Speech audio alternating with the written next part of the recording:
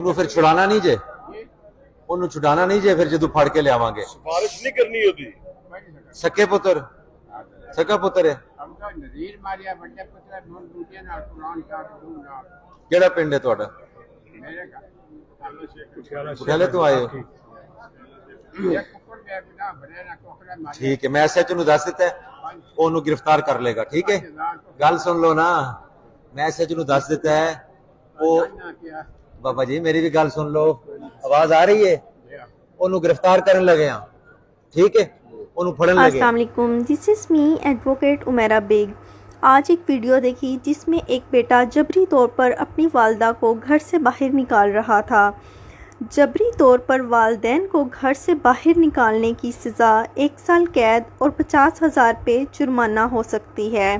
ये ऑर्डिनेंस आईन पाकिस्तान 1973 के आर्टिकल 89 के तहत जारी किया गया है, जिसमें सदर के पास ये पार्ट्स होती हैं कि वो मुल्क के अंदर जिस चीज़ की ज़रूरत हो इसके लिए ऑर्डिनेंस पेश करे।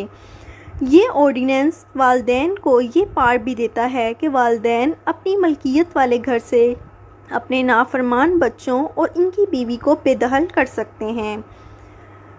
इस कानून को लाने का बुनियादी मकसद सिर्फ वालदैन की हिफाजत और उनके हकूक़ फराहम करना है, जो आजकल के एडवांस माहौल में